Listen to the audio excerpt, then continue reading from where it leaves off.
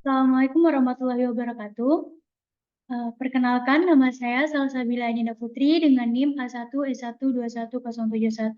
Saya mahasiswa Prodi Bimbingan dan Konseling. Yang terhormat Bapak Muhammad Ferdiansyah, SPD MPD Kon, selaku dosen pengampu mata kuliah Metodologi Penelitian Kualitatif.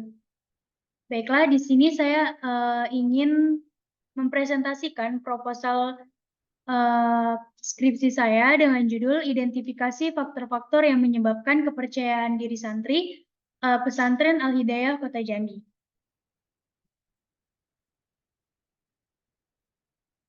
Di mana dengan latar belakang, kepercayaan diri adalah keyakinan pada kemampuan diri sendiri yang membantu seseorang memiliki pandangan positif dan realitas.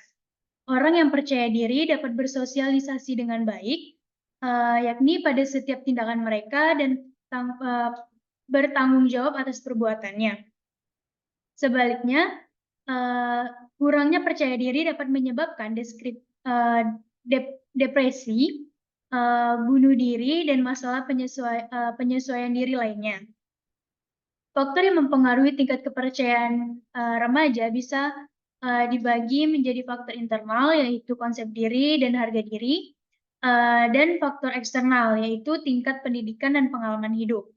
Nah, di pesantren, kepercayaan diri sangat penting karena santri hidup dan belajar bersama-sama dalam kelompok. Anak-anak yang tidak percaya diri sulit bersosialisasi dan beradaptasi. Di pesantren Al-Hidayah Jambi ada perbedaan yang signifikan dalam tingkat kepercayaan diri santri, terutama pada kemampuan public speaking dan interaksi sosial. Santri baru biasanya memiliki kepercayaan diri yang rendah, yang mempengaruhi kemampuan mereka untuk berinteraksi dan beradaptasi. Di pesantren Al-Hidayah Jambi juga melakukan pelatihan seperti public speaking dilakukan untuk meningkatkan kepercayaan diri mereka.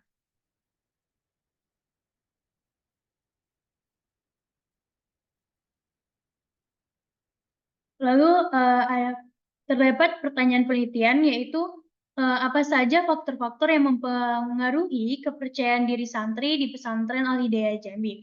Lalu tujuan penelitian adalah untuk melihat faktor-faktor yang mempengaruhi kepercayaan diri santri di pesantren Al-Hidayah Jambi. Manfaat dari penelitian yang pertama itu ada manfaat teoritis, di mana penelitian ini digunakan untuk memberikan sumbangan ilmu pengetahuan pada bidang bimbingan dan konseling, terutama pada masalah yang berkaitan dengan kepercayaan diri.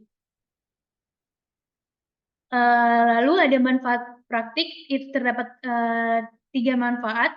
Yang pertama bagi pihak pesantren, khususnya konselor pesantren, hasil penelitian ini dapat menjadi data penunjang dan masukan untuk membantu siswa atau santri menangani masalah ketidakpercayaan diri.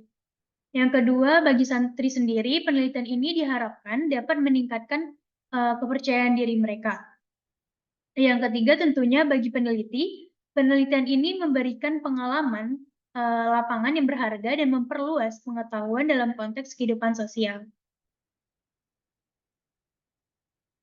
Selanjutnya ada kerangka konseptual, yaitu dari kepercayaan diri turun menjadi faktor-faktor kepercayaan diri, di mana itu ada 6. Yang pertama ada konsep diri, kedua harga diri, yang ketiga kondisi fisik, yang keempat pengalaman pribadi, yang kelima pendidikan, dan yang terakhir ada lingkungan. Yang selanjutnya ada kajian teori. Di sini saya mengambil 6 pembahasan, di mana yang pertama tentang pengertian kepercayaan diri, yang kedua aspek kepercayaan diri, yang ketiga karakteristik kepercayaan diri, yang keempat faktor yang mempengaruhi kepercayaan diri, yang kelima proses pembentukan percaya diri, serta yang keenam gejala tidak percaya diri pada remaja. Selanjutnya ini ada penelitian yang relevan. Yang pertama itu penelitian yang dilakukan oleh Hasanah pada tahun 2022 dengan judul Peran Konselor dalam Meningkatkan Kepercayaan Diri Santri, studi kasus Pondok Pesantren Nurul Huda. Lalu yang kedua, penelitian yang dilakukan oleh Fitri dan kawan-kawan pada tahun 2018 dengan judul Profil Kepercayaan di Remaja serta Faktor-faktor yang mempengaruhi.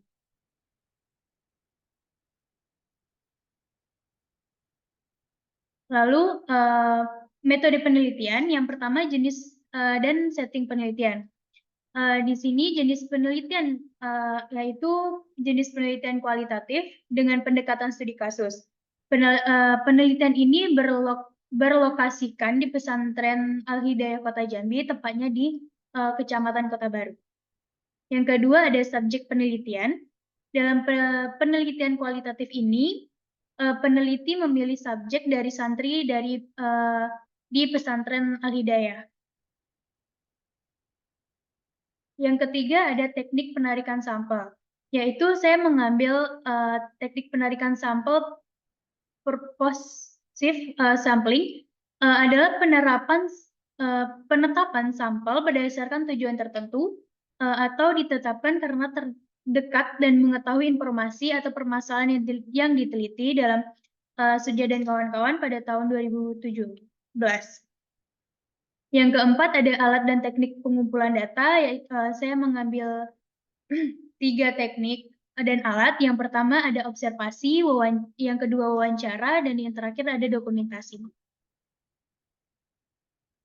Lalu yang kelima itu ada uji keabsahan data, di mana di sini saya mengambil dari triangulasi.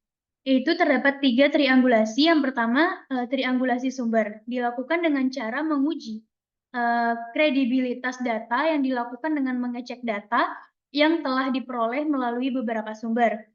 Terus yang kedua ada triangulasi teknik. Dilakukan dengan cara pengujian. Pengujian ini dilakukan dengan cara mengecek data kepada sumber yang sama dengan teknik yang berbeda. Serta yang terakhir ada triangulasi waktu, yaitu narasumber yang ditemui pada pertemuan awal dapat memberikan informasi yang berbeda di pertemuan selanjutnya. Lalu ada teknik analisis data. Di sini ada 3 teknik analisis data. Yang pertama, reduksi data, yaitu mengelola data lapangan secara rinci untuk fokus pada hal yang penting, menemukan tema dan menyederhanakan informasi dengan kode dan komputer. Yang kedua ada penyajian data, yaitu penyajian data melalui naratif teks dan berbagai metode visual seperti grafik untuk memudahkan pemahaman dan perencanaan kerja. Serta yang terakhir itu ada penarikan kesimpulan atau verifikasi, yaitu menarik kesimpulan sementara yang dapat berubah dengan ditemukannya bukti baru, mencerminkan temuan baru dalam penelitian kualitatif. Baiklah, itu saja pemaparan proposal skripsi saya. Jika ada salah kata, saya mohon maaf. Saya tutup dengan wabillahi taufiq wal hidayah. Wassalamualaikum warahmatullahi wabarakatuh.